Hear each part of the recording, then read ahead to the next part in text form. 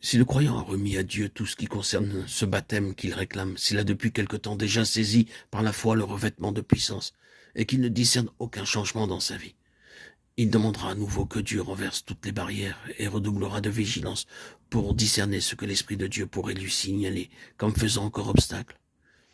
Qu'il veille à ne pas se laisser suggestionner par les expériences de un tel ou un tel, à ne pas river sa pensée sur telle ou telle manifestation ou émotion qui, croit-il, sont les marques de ce baptême. Ceci placerait un bandeau sur ses yeux et l'empêcherait de voir l'exaucement accordé dans une direction opposée peut-être à celle qu'il attend. C'est ici que le croyant peut inconsciemment donner prise aux esprits mauvais. Espère-t-il éprouver telle ou telle sensation qui, pense-t-il, est la marque du baptême? Les esprits séducteurs emploieront tous les moyens pour procurer au candidat l'imitation, la contrefaçon de ce qu'il espère.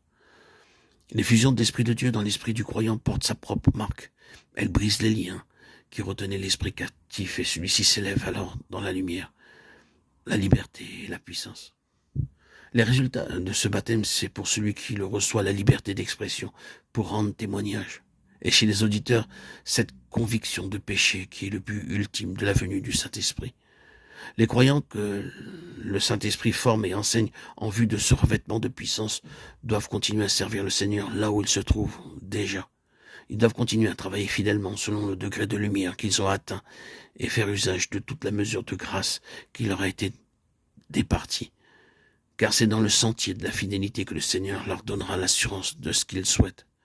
Dieu le veut ainsi, et c'est là l'une des lois de son royaume. Les siens doivent mettre en valeur ceux qu'il a déjà donnés avant qu'il donne davantage. Le croyant doit donner la preuve de son obéissance à Dieu en tout ce qu'il a et tout ce qu'il sait déjà, là où il se trouve. Ceci est impératif. Il s'exercera à lire ce qui se passe en son esprit, à prendre garde aux indications de l'esprit. Il veillera aussi à exercer son intelligence et son jugement, tout en comptant sur l'Esprit de Dieu pour illuminer l'une et l'autre faculté. Enfin, par l'étude de la parole de Dieu, il apprendra à connaître toujours plus la pensée du Seigneur.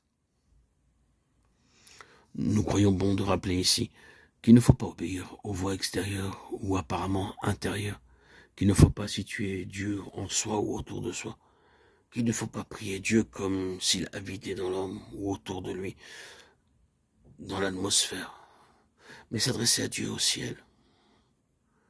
De nos jours, le baptême du Saint-Esprit confère-t-il encore le don des langues?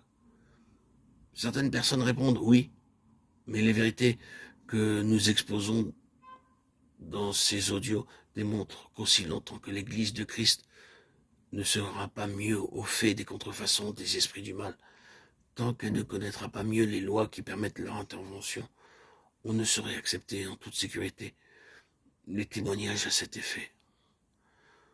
Nous ne nous étendrons pas sur ce sujet. Le don des langues, les contrefaçons de ce don ne sont qu'une fraction des innombrables contrefaçons sataniques qui enveloppent de leur mailles serrées les enfants de Dieu en ce siècle. Il nous est impossible de les énumérer toutes. Celui qui ne se laisse pas séduire sur un point peut se laisser induire en erreur sur tel ou tel autre. Comprendre Dieu et sa façon d'agir en l'homme, connaître les lois qu'il a établies et qu'il respecte, met en lumière la différence qu'il y a entre ce qui vient de lui et ce qui procède de Satan, et rend les croyants spirituels capables de discerner les contrefaçons sataniques modernes.